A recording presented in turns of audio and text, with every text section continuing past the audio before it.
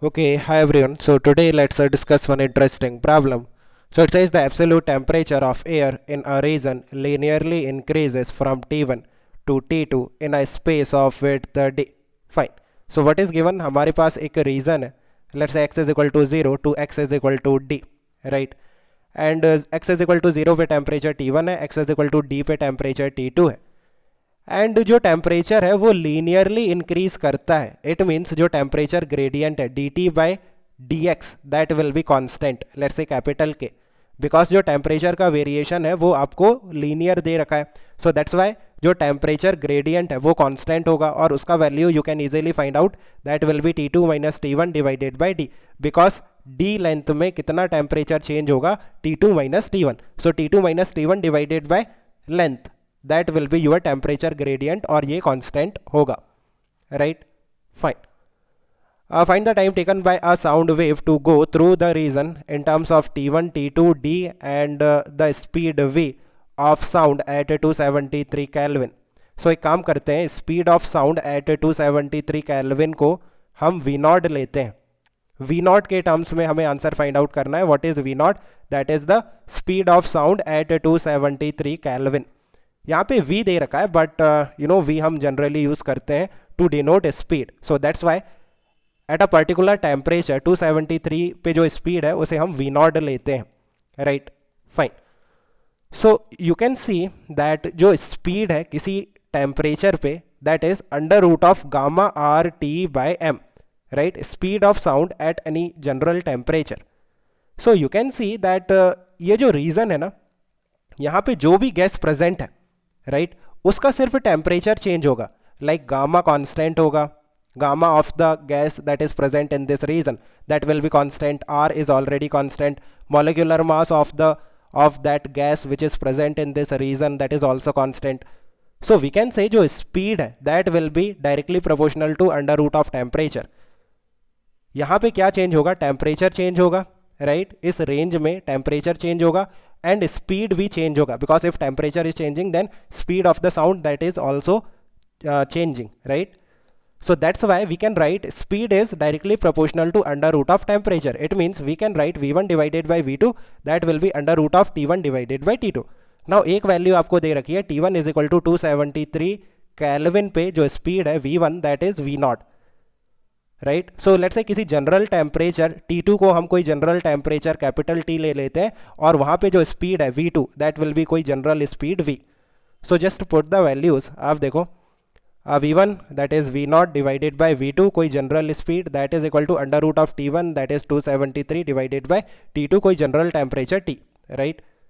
सो यहाँ से speed that will be V not under root of T divided by 273, right? ये speed क्या है? स्पीड किसी जनरल टेम्परेचर T पे, राइट? नाउ यू कैन सी जो स्पीड है साउंड का उसे आप dx बाई dt लिख सकते हो, बिकॉज जब साउंड ट्रेवल करेगा इस रीजन में सो जो स्पीड होगा साउंड का that is nothing but dx by dt, right? So dx by dt that is v not under root of t divided by 273. So इसे रीअरेंज करते हैं. So dx divided by under root of t that is equal to v not divided by root of 273 और ये dt इस तरह से आ जाएगा.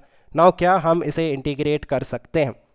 आप देखो ये जो राइट हैंड साइड वाला पार्ट है ये तो इंटीग्रेबल है बिकॉज v नॉट कॉन्स्टेंट है. v नॉट क्या है? Speed of sound at 273 Kelvin, सो वो कॉन्स्टेंट है ना. एंड अंडर रूट ऑफ 273 ये भी कॉन्स्टेंट है, ये बाहर आ जाएगा. इंटीग्रेशन ऑफ dt सिंपल है ये तो. बट जो लेफ्ट हैंड साइड है ना वो इंटीग्रेबल नहीं है, बिकॉज ऊपर dx के रिस्पेक्ट में हमें टेम्परेचर को इंटीग्रेट करना है. That is not possible, right? Like dx के टर्म्स में आप x का फंक्शन इंटीग्रेट कर सकते हो, dx के रिस्पेक्ट में टेम्परेचर को आप इंटीग्रेट नहीं कर सकते. So first of all you have to convert this dx to dt. और हमने अभी डिस्कस किया था कि dt by dx that is temperature gradient, ये कांस्टेंट होगा और इसका value t2 minus t1 divided by d है ना, ये होना चाहिए. It means we can write dx that is dt divided by k. So just put it, dx की जगह आप क्या पुट करोगे? dt divided by k और ये अंडर रूट t और ये इंटीग्रेशन. नाउ लिमिट की बात करते हैं. सो आप देखो कि यहाँ पे लिमिट आएगा 0 to t और यहाँ पे लिमिट आएगा t1 to t2, right? Fine. So you can सी ये जो k है ये कांस्टेंट है, सो 1/k बाहर आ जाएगा और integration of 1/√t, so that will be twice of √t. ये तो आता होगा like t raise to the power -1/2 + 1 divided by -1/2 + 1, है ना? Anyway, so you can see यहाँ पे आप वैल्यू पुट करो t1 से t2 और ये 1/k that is equal to v0 divided by 273 और ये dt, सो ये t हो जाएगा. सो t का वैल्यू हमें फाइंड आउट करना है. सो देखो किस तरह से आता है, twice of √t2 minus √t1 and divide में k है, सो k का वैल्यू पुट कर दो ना. k का वैल्यू हमें पता है कितना है, t2 minus t1 divided by d.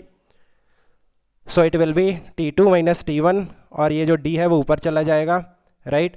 और ये √273 ऊपर आ जाएगा और ये जो v0 है ये नीचे चला जाएगा. सो this is the time.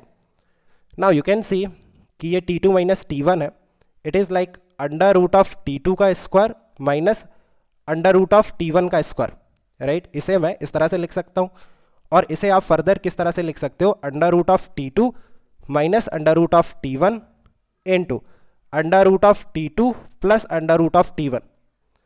Like जब आप इसे मल्टीप्लाई करोगे a minus b into a plus b, so a square minus b square, like t2 minus t1 को हम इस तरह से लिख सकते हैं, राइट? सो यहाँ पे देखो मैं इस तरह से क्यों लिख रहा हूँ, बिकॉज ये कैंसिल हो जाएगा, ये √t2 माइनस √t1 ये कैंसिल हो जाएगा. सो क्या बचेगा, टाइम इज इक्वल टू 2. ऊपर क्या बचा है, 2 बचा है, d बचा है, √273 बचा है डिवाइडेड बाय ये v0 बचा है और क्या बचा है, √t2 plus √t1, right? Simple. So this is the time. Now option B जो हमें फाइंड आउट करना है ना वो काफ़ी सिंपल है, आपको जस्ट वैल्यूज पुट करनी है. What is given, evaluate this time for t1, t2, d and v.